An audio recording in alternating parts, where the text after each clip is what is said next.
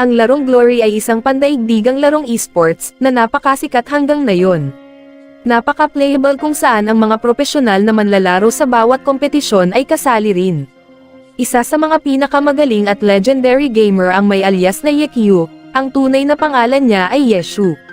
Isang dekada na ang larong Glory, at dekada na rin naglaro si Yeshu.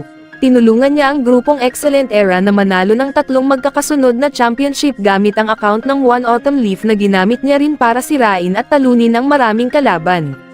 Sa kasamaang palad, siya ay pinaalis sa kanyang koponan kahit na siya ay napakahusay dahil lamang sa mga personal na kadahilanan.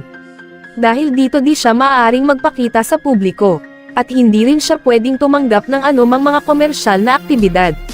Kahit na sa kabila ng kanyang mahusay na abilidad sa laro, sa bawat laro ng dati niyang koponan sa mga competition ay hindi na ito naging kagaya noon, ito'y mistulang humina. Napakahirap para sa kanya na mapanatili ang magandang relasyon sa mga kasamahan niya sa koponan. Dahil prangka siya magsalita at talagang masakit. Sa makatuwid, sa ika-10 anibersaryo ng larong The Glory, ang kapitan ng koponan na si Yeshu ay pinatalsik. Isang Autumn Leaf, na kasama ni Yeshu sa loob ng dekada, ay ipinasa kay Sun Ziyang, ang isang mayabang na bagong dating.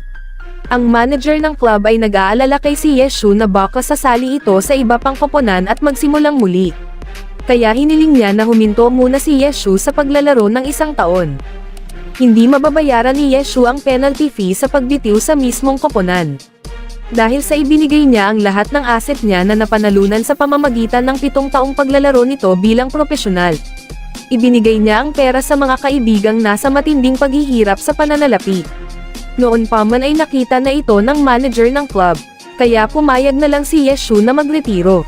Ngunit pagkatapos ng pagre-retiro, kailangan ni Yeshu ng 1 buong taon para mabawi muli ang naiwang professional career. Sa panahong iyon, siya ay nasa 27 taong gulang na. At ito ay isang malaking hamon sa kanya upang maibalik muli ang galing niya sa paglalaro. Si Su Makheng, ang kababata ni Yeshu at pinakamatalik niya na kaibigan, ay ang tanging tao na sumusuporta kay Yeshu. Ginawa niya ang lahat para tulungan si Yeshu, ngunit hindi pa rin mababago ang naging ending.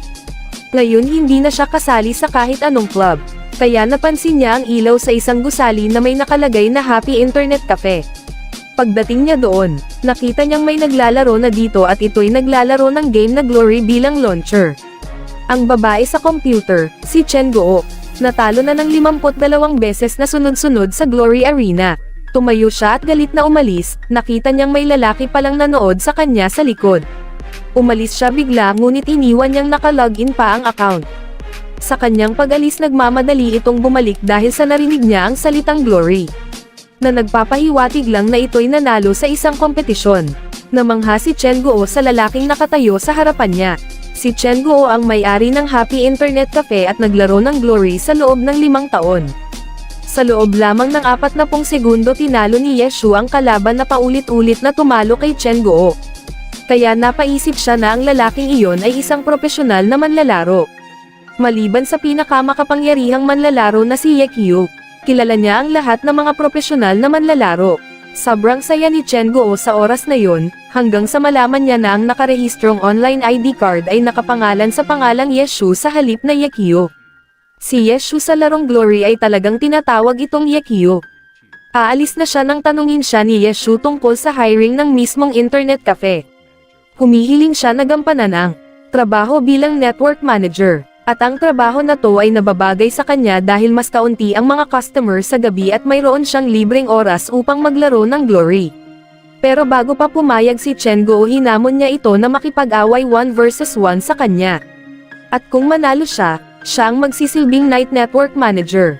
Ngunit malungkot na sinabi ni Yeshu kay Chen Guo na ang account niya ay hindi na nito hawak pa. Sa sandaling yon, narinig niya na ang ika-10 server ay magbubukas sa hating gabi sa unang pagkakataon. Inilabas niya ang kanyang first server card at humiling ito na ilipat sa 10th server.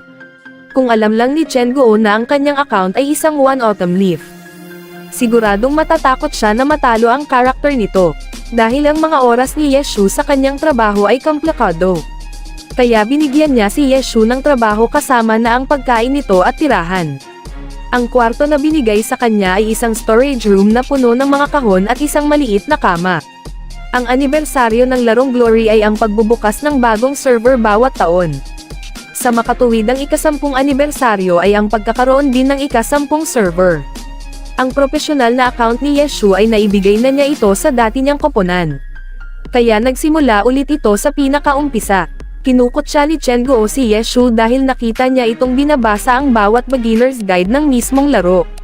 Ngunit ang tunay na dahilan si Yeshu ay hindi masyadong nakaranas maglaro sa mababang antas. Siya ay isang profesional ngunit hindi masyadong maalam sa pag-uumpisa, kaya't ikinumpara niya siya kay Yekio. Sinabi niya kay Chen Guo na siya talaga si Yekio, at pabirong sinagot ni Chen Guo na siya si Su Makheng. Pinindot ni Yeshu ang create character, at pinangalanan ang karakter na Lord Dream. Gayunpaman, gaano man kalakas si Yeshu, ngunit mag-uumpisa pa rin siya sa pinakasimula sa bagong server tulad ng lahat ng iba pang bagong manlalaro. Sa pamamagitan ng ilang pagsisikap, pumunta si Lord Green sa isang warehouse at binuksan ang storage chest sa loob ng warehouse. Nanginginig ang kanyang kamay, katulad sa nangyari noong ibinigay niya ang One Autumn Leaf kay Sun Ziyang.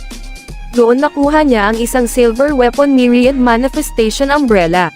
Ang sandata na ito ay ang eksklusibong sandata, di man gaano kalaki ang damage at ito'y hindi masyadong sikat, hindi na ito maaaring baguhin pa.